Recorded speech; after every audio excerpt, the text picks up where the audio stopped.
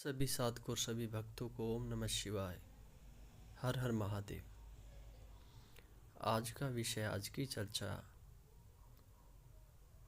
नाम जप में साधक के पास माया का क्या प्रभाव पड़ता है। सभी साधक और भक्त विषय चर्चा को ध्यान से सुने।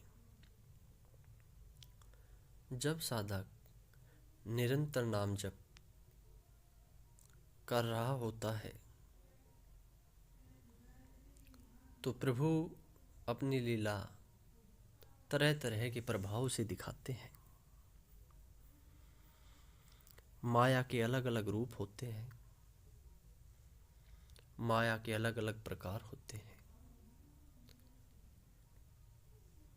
प्रभु माया के ऐसे जाल बूंद देते हैं कि साधक के लिए एक अग्नि परीक्षा का कार्य करती है। साधक लंबे समय से अभ्यास में लगा हुआ होता है और वह सफलता की सीढ़ी के पास पहुंचने वाला ही होता है। तब उसके जीवन में, उसके मार्ग में ऐसी ऐसी चुनौतियां आती है, ऐसी ऐसी परीक्षाएं होती है जो साधक सोच भी नहीं सकता। यह और कुछ नहीं, यह प्रभु की दिव्य लीलाएं होती है जो साधक का, भक्त का मन ध्यान से भटकाने के लिए आती है। वह कौन कौन सी लीलाएं हैं, मैं उनके बारे में बता रहा हूं। आप ध्यान से सुने चर्चा को। प्रभु साधक के पास सबसे पहले उसका ध्यान, मन भटकाने के लिए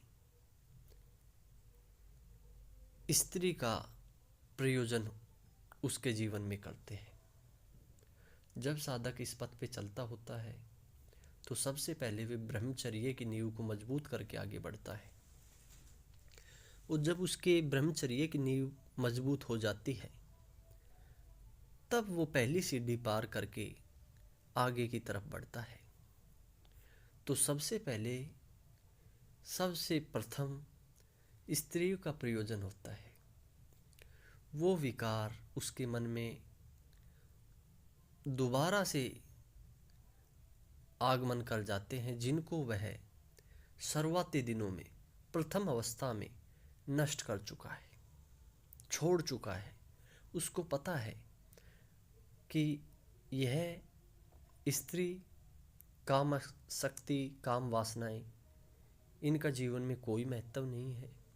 मेरी दशा और दिशा एक साधक की है।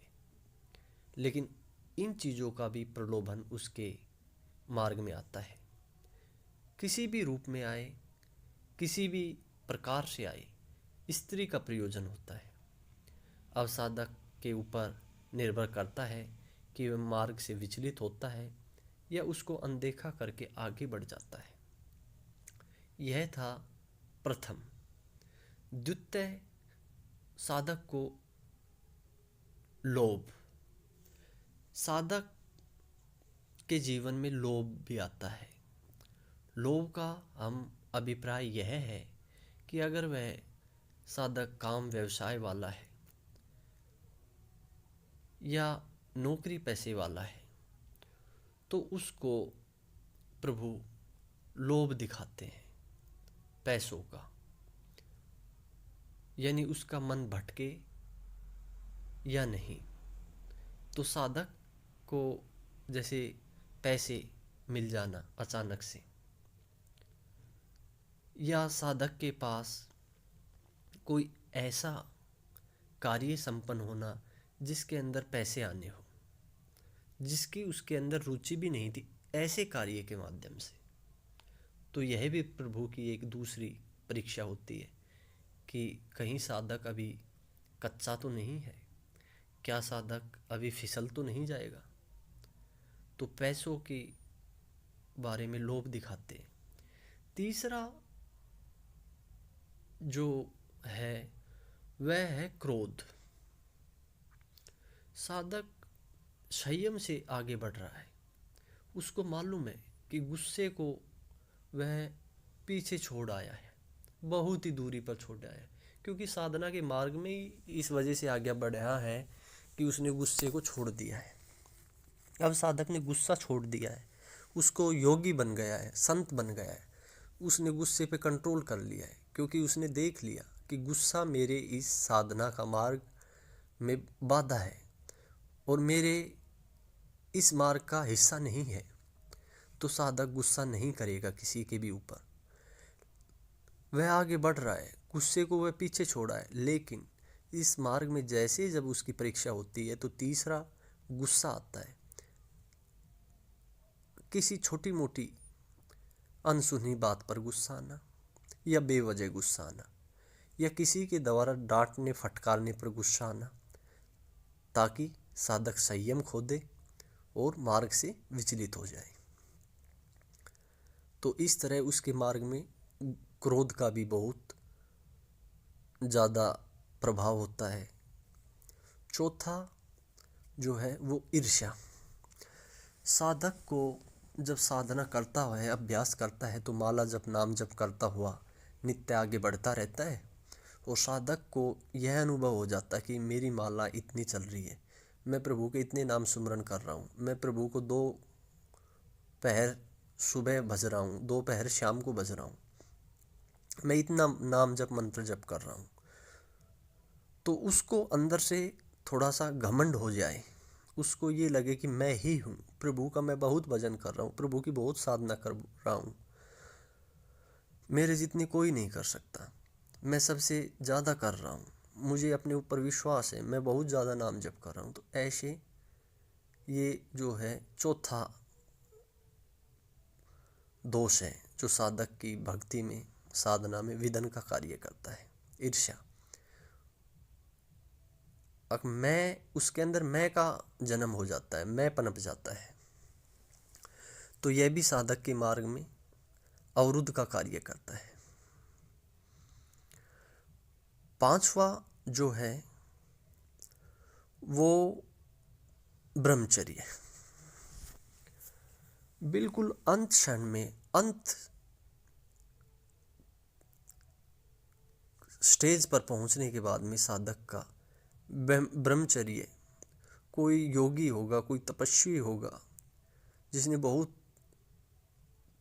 लंबे समय तक ब्रह्मचर्य का पालन किया है और करता आ रहा है, लेकिन प्रभु कुछ दिव्य लीलाएं सवपन के माध्यम से या विचार उसके मन में डाल के कुछ ऐसा करते हैं जिससे साधक का चित्त भंग हो, साधक का ध्यान भटके।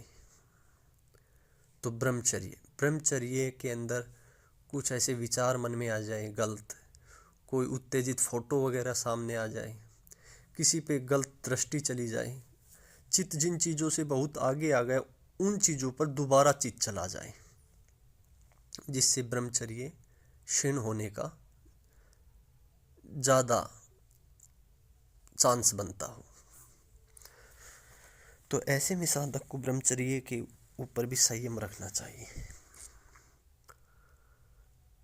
छठा जो है वो है भोजन।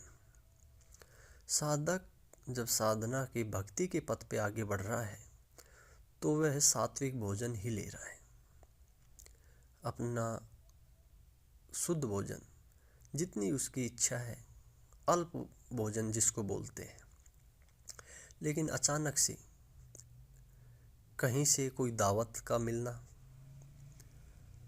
या कोई उपहार स्वरूप, कोई भेंट में कोई मिठाई वगैरह या कोई ऐसा भरपूर पदार्थों से युक्त, वस्तुओं से युक्त तरल भोजन का मिलना, जिससे कि वो भोजन साधक खाएगा और उसका जो है विचारों में परिवर्तन आएंगे, विचार उग्र बनेंगे, अंदर ही अंदर चित्त को भंग करेंगे, इस तरह का भोजन।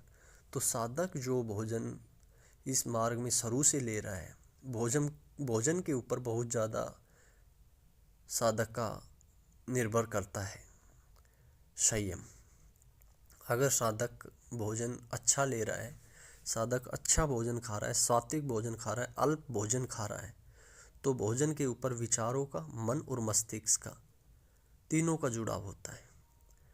जैसे एक कहावत है, जैसा खाओगे अन्न वैसा होगा मन, जैसा पियोगे पानी वैसी होगी वाणी। ठीक उसी प्रकार भोजन पे भी साधक को अपना पूर्ण नियंत्रण रखना चाहिए। खान पान की वस्तुओं के ऊपर किसी बाहरी वस्तु का प्रयोग नहीं करना चाहिए, किसी ऐसी वस्तु का प्रयोग नहीं करना चाहिए जो वर्जित हो। तो ये 5-6 बातें हैं जो साधक के मार्ग में, भक्ति मार्ग में बाध्य साबित होती है। तो इन 6 बातों के ऊपर साधक को नित्य प्रतिदिन अपना ध्यान केंद्रित रखना चाहिए, तब तो वह अपने मार्ग में आगे बढ़ जाएगा, वरना उसकी जो प्रभु परीक्षा ले रहे हैं उसमें वो विफल हो जाएगा। फिर वो वहीं पे आके रुक जाएगा जहाँ से उन्होंने शुरुआत की है। तो प्रभु इन माध्यमों के द्वारा अपने भक्त की, अपने साधक की समय समय पर परीक्षाएं लेते हैं। तो आपको कैसा लगा आज का विषय, आज की चर्चा? सभी साधकों, सभी भक्तों को ओम नमः शिवाय, हर हर महादेव।